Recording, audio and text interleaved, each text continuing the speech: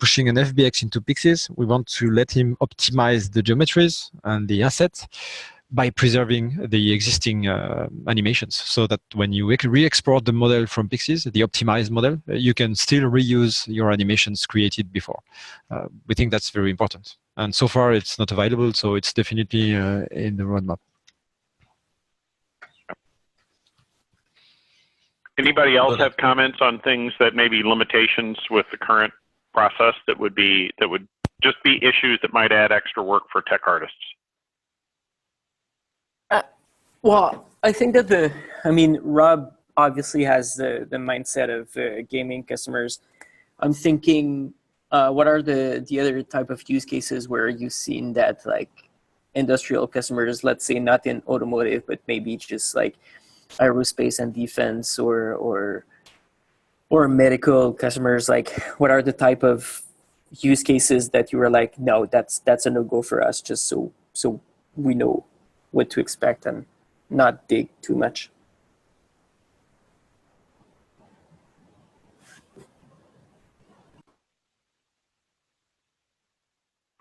I don't think there are too many things that are different that we've run into yet, at least, either in AEC or in other industries. I mean, one quick one is just within AEC is PiXYZ does not currently support Revit, so you know that in terms of file formats, Revit is not currently supported, which is planned but not yet in the product. And so for AEC customers, they would have to use IFC or ASUS as an intermediate format. The other thing is we don't directly support medical imaging formats. You know, point clouds are supported in the PiXYZ Review product, but there is not currently a way of converting point clouds to meshes and bringing those into Unity. That's also something that's planned. So there are a few corner cases like that I would add in. So Francis, I think that was a good question. There are a handful of things there. Okay, so I was just curious if there's anything else I was kind of not really yet aware of, but thank you for the answer. Yeah. There is still one use case I have in mind, because I went to visit an advertising studio and they did advertising for cars.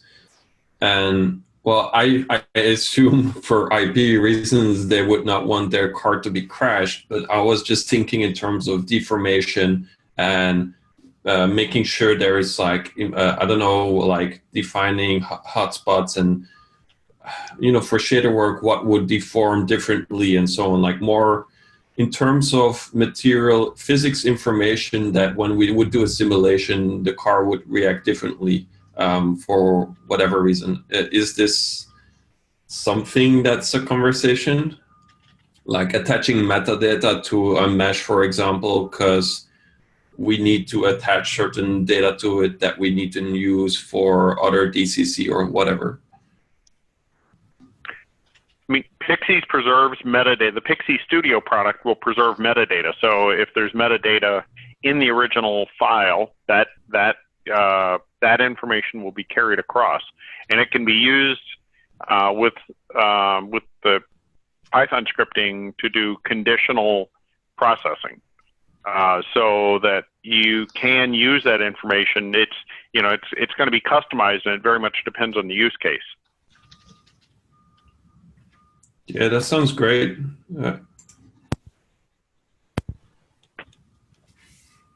Because I'm just thinking future-wise, like, because like once people will see this potential, because I have seen clients where their first obstacle is dealing with data like this, so it's going to be awesome for them to deal with that. But I know they like to build things on top, so knowing that the Python part will be able to deal with that, that's going to give them a lot of freedom. Mm-hmm. There was another question in the chat from Frank. When a feature is not part of the Studio UI, you need Studio Editor to use it, correct? And the response from Laurent was yes. If there's a specific function or request that occurs, usually we use Python scripts to answer it if the feature is very relevant and useful.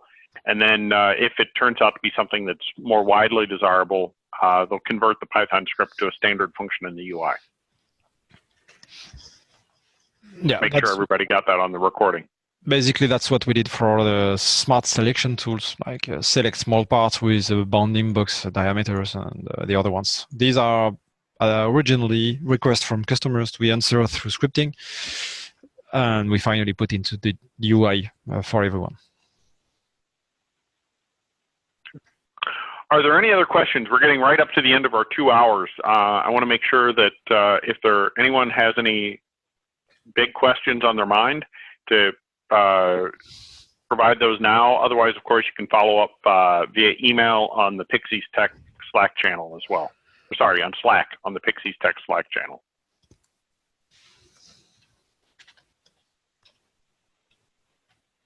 All right. Well, thank you very much, Laurent. I appreciate it. Thank you for everyone who participated in the call. I will be sending out the this as a video. I have it posted on the Google Drive for sharing among anybody within Unity who wants to learn a bit more about the Pixie Studio product. Laurent, I want to thank you a lot for taking the time to go through this. No problem. Thank you, everyone, for your time and Thanks, Laurent. attention. All right. Everyone have a good day, a good evening. Bye. Have a good day, everyone. Bye.